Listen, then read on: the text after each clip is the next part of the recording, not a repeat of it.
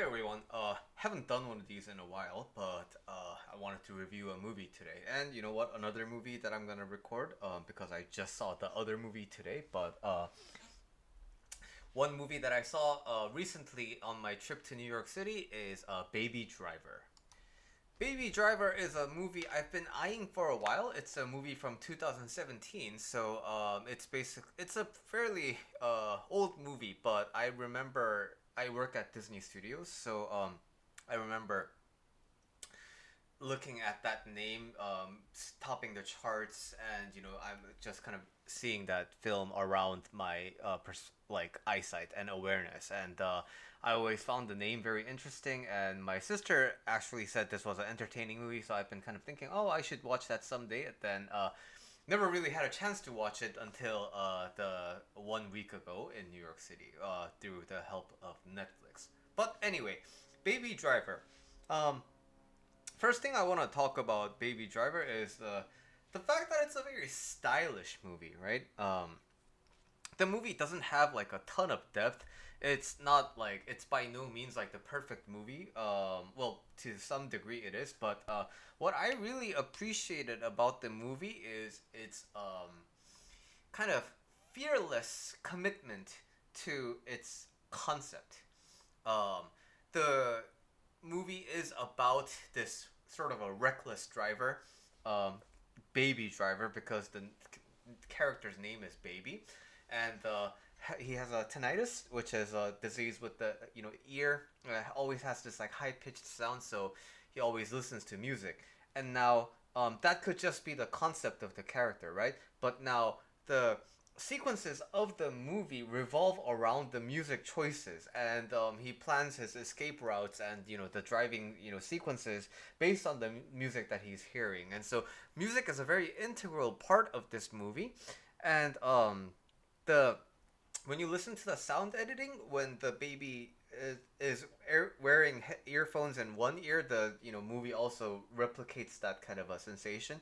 So there's a lot of details that are kind of spent in the movie, and it's all revolving around the core concept of the film, which is like it's a stylish action movie kind of a action music kind of a movie, right? So we've seen other musical films before, like Mamma Mia or like La La Land and things like that, right? But I think action based music movies or music based action movies is kind of rare to see, and it was a very unique movie in that sense. And so I like it when movies are stylish, even though they might not have like the artistic value of it, or like it's not critically acclaimed everywhere. When a movie is stylish, I like that. Because why? I think style is what ultimately it becomes the selling point of something by itself, right? So I can also say the same for my coaching. Like,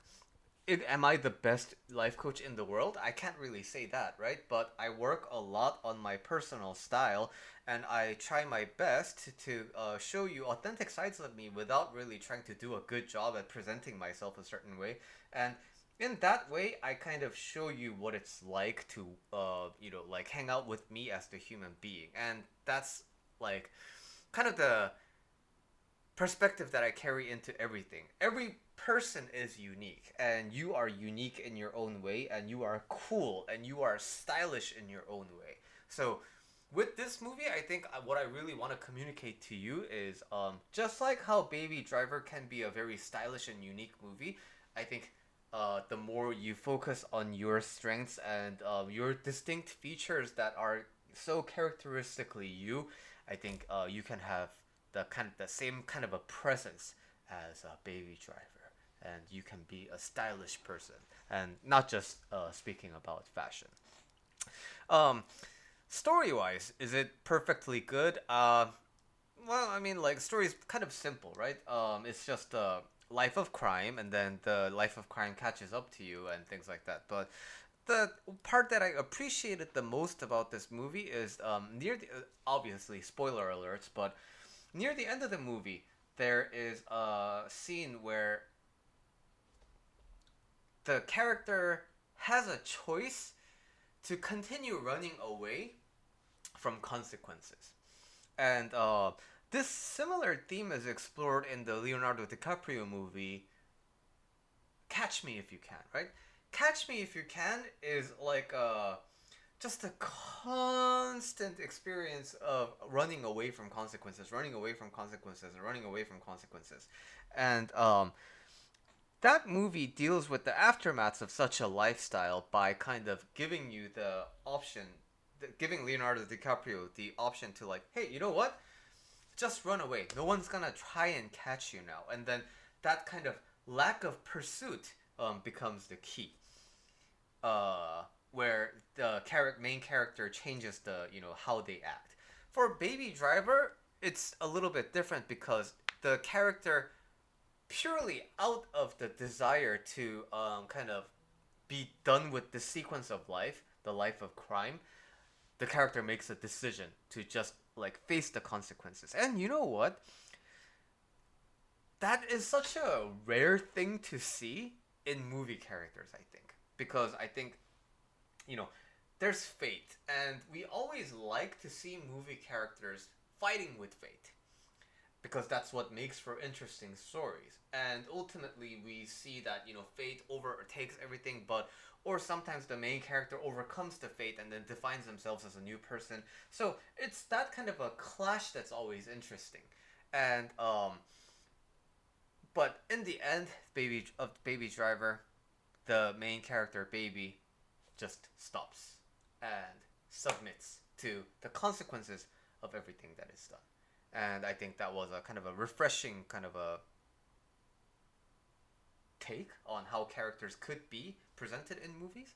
So I thought that was another unique feature of this movie.